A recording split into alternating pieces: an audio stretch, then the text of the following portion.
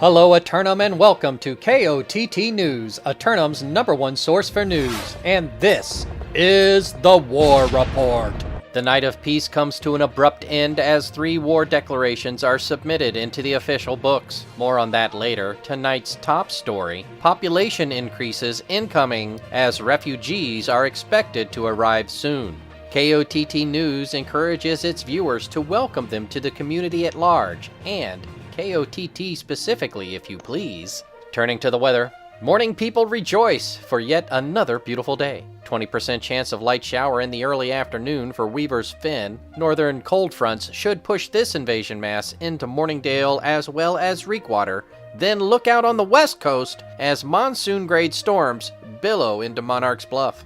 3 officially sanctioned simulated fantasy combat resolution on the books for tonight, brought to you by LARPGO. Remember, if it isn't LARPGO, it's cardboard. And in the headline fight, it's syndicate company Weeptile TTV laying siege to Bob's Shell Company and the secondary oil reserves of Cutlass Keys. For weeks now, Weeptile has been growing their company, one level 60 at a time, prioritizing quality over quantity. They have strategically recruited and equipped their crew in order to bring them to this point. For Bob's Shell Company, having only just begun their occupation of the hamlet, constant internal rebranding may have them distracted. This should be the fight of the night. Or will it be former Great House Civil Riot declaring their intentions to claim the region of Ebonscale, also currently occupied by the forces of Bob's Shell Company? Bob's Shell Company will have to make a hard decision tonight as both fights are occurring simultaneously. It's entirely possible that the divided forces will make this a night for the offense tonight, and the forces of Civil Riot certainly know how to be offensive.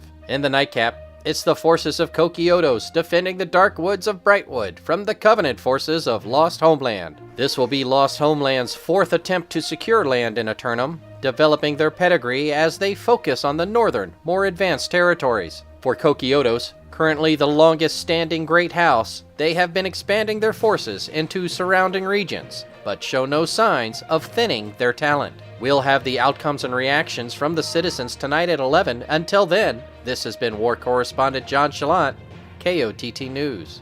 Hello Eternum and welcome to KOTT News, Eternum's #1 source for news, and this is the War Report. Dynamic change in the history of Eternum last night as the forces of Weeptile TTV systematically seized the southern secondary oil reserves of Cutlass Keys. And Civil Riot re-established themselves as one of the island's great houses in the bamboo forest preserves and medicinal healing hot springs of Ebonscale. Civil Riot immediately began upgrades on the hamlet infrastructure that had fallen into disrepair under previous leadership. KOTT News was on the scene for reactions from the citizens at 11 when we ran into one of the participants. Anyone care to comment on the outcome of the war? No. Blue Dot, would you care to comment on the outcome of the war?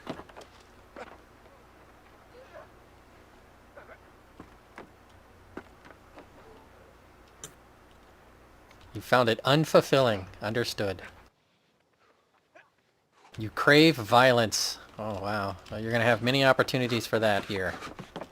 Indeed, for all new refugees to the island who crave violence, you will have your opportunities, but the members of the Ebonscale Tourism Council want you to know, regardless of faction, you are always welcome here to the Healing Hot Springs of Ebonscale. The medicinal healing hot springs of Ebonscale can soothe all your aches and pains.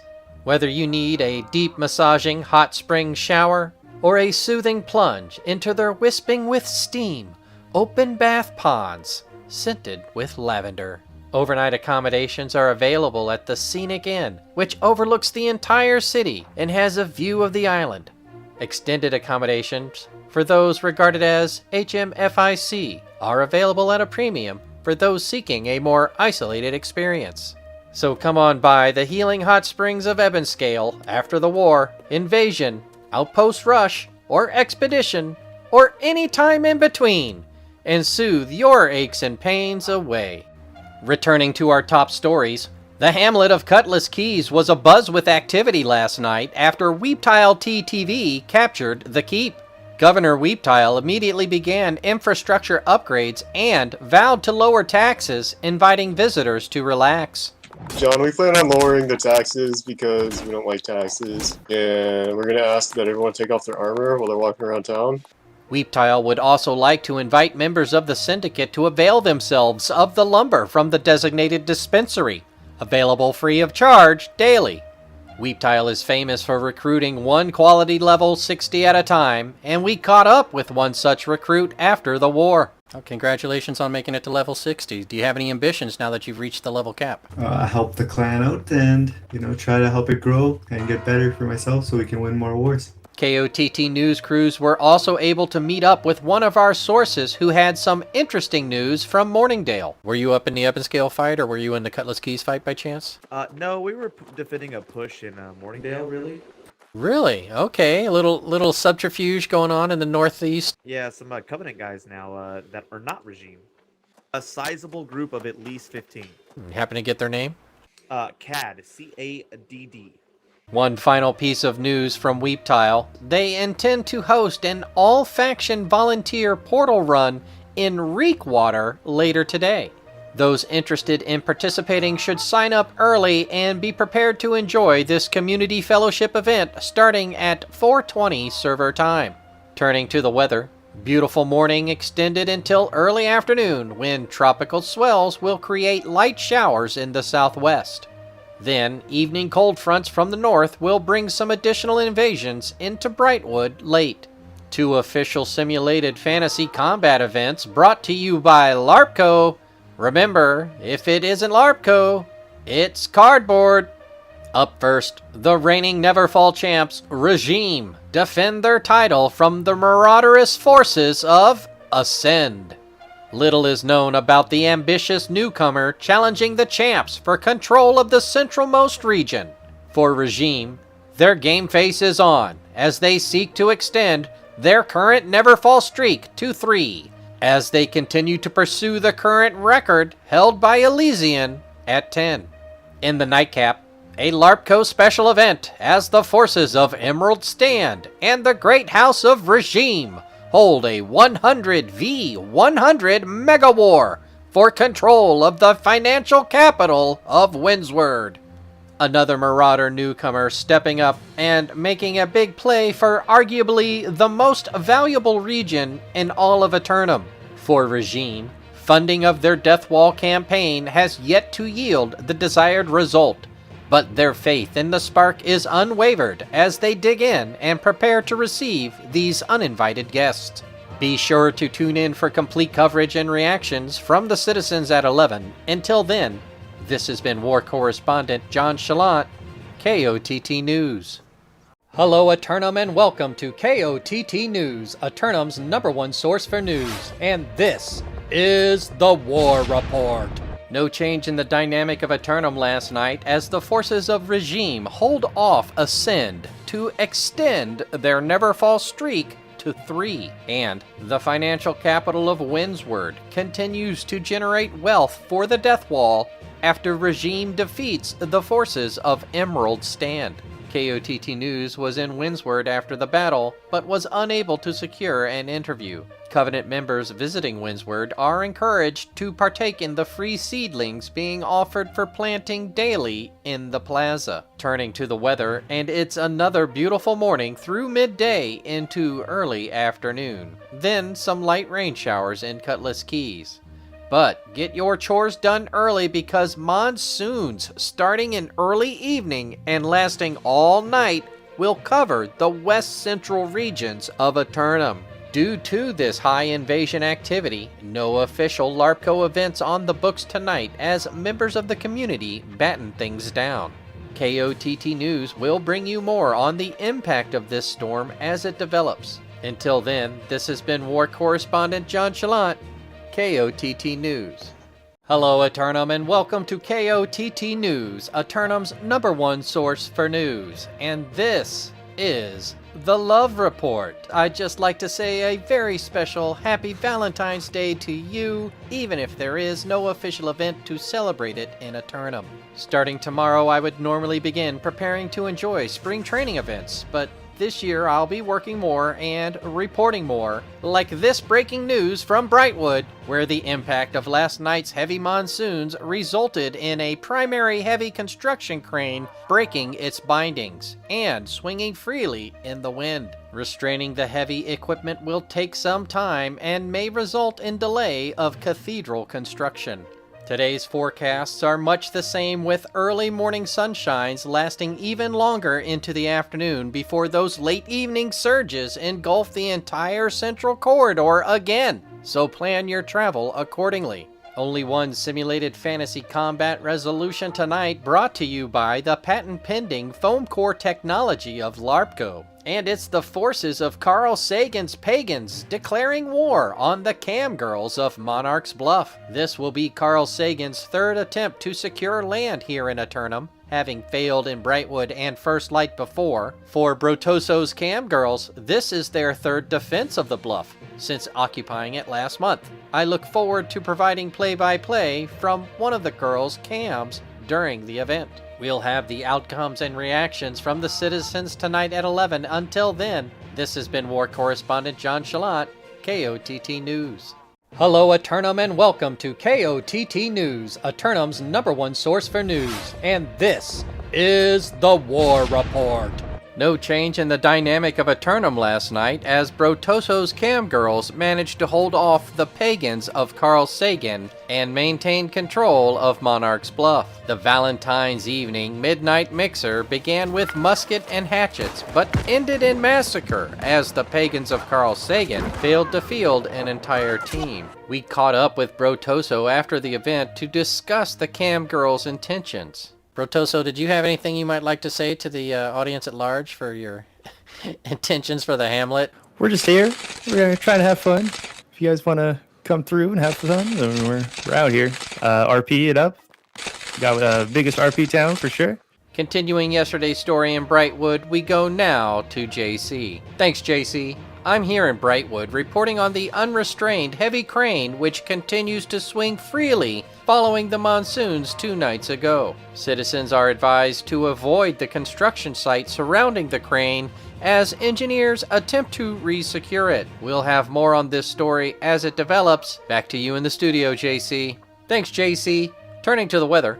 Perfectly sunny morning all morning long again, with a 20% chance of invasions in the evening. Only one simulated fantasy combat resolution on the books for tonight, brought to you by LARPCO brand simulated fantasy combat gear. The Covenant forces of Black Wolf Company assault the marauding forces of KOTT for control of the north central region of Brightwood. Newcomer Black Wolf Company are making their first official appearance in Eternum as they attempt to unseat the longest tenured Great House. For KOTT, dealing with bear exiting hibernation in the dark woods surrounding Brightwood has kept them busy and has kept them in top fighting shape. Be sure to tune in for complete coverage and reactions from the citizens at 11. Until then, this has been War Correspondent JChalant, KOTT News. Hello Eternum and welcome to KOTT News, Eternum's #1 source for news. And this is the War Report. No change in the dynamic of Eternum last night as the forces of Black Wolf Company get turned away in the forests of Brightwood by the occupying forces of KOTT. KOTT News was able to catch up with KOTT's leadership after the event to get their immediate reactions. Hey man, feeling good, feeling great. Yeah, I'm just happy with the company's performance. I think we did a great job defending. I will actually say I think that Black Wolves did okay. They kind of surprised us. They put forth a good effort, but you know we don't want to give up Brightwood, and so we didn't.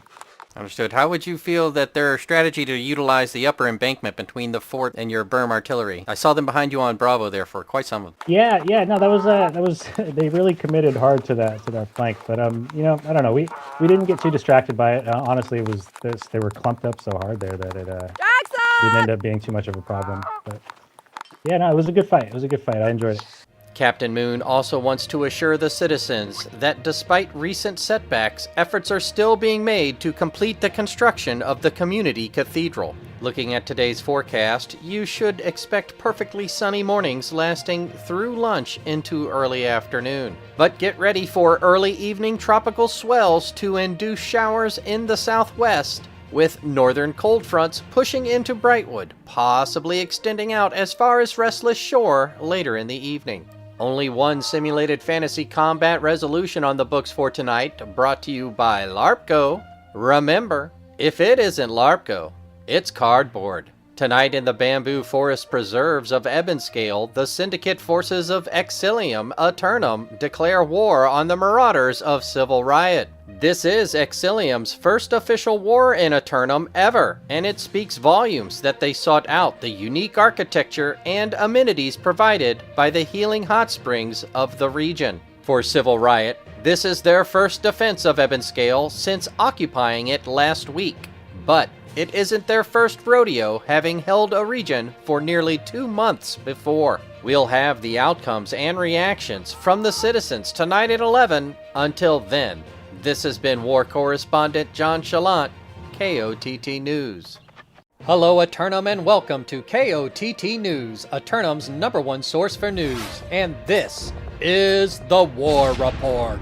No change in the dynamic of Aeternum last night as the forces of Civil Riot turn away the syndicate forces of Exilium Aeternum. Exilium managed to take Point C with 21 minutes remaining, but couldn't break through Civil Riot's 2-1-2 zone coverage, resulting in the hold. KOTT News spoke with Civil Riot Governor Vilmar after the fight, but that file has become corrupted. However, prior to the fight, we were able to discuss the ongoing infrastructure repairs to the hamlet, following the harshest winter in Aeternum's history. The hot springs are currently hot. We fixed the issue that was making them shockingly cold. Thanks to people running town board missions, we finally got the materials to repair the heater for the hot springs. So we're hoping in the next 2 weeks here we'll be back up to a fully functioning city. Turning to the weather, another beautiful morning throughout Aeternum, all afternoon long, until early evening when a 20% chance of light invasion will occur. Only one officially sanctioned simulated fantasy combat resolution event on the books for tonight, and it's the forces of Primordius Guard assaulting the Instigators for control of the northeastern region of Morningdale. Primordius Guard is making its second attempt to secure land, shifting the emphasis from the Spice to the Death Wall. For the Instigators, this is the second region they've acquired through tactical negotiations, and the second time they've had to contend with an aggressive Primordius squad. We know what happened last time, but only the heart of the participants can decide what will happen next. Be sure to tune in for complete coverage and reactions from the citizens at 11. Until then, this has been War Correspondent JChalant, KOTT News.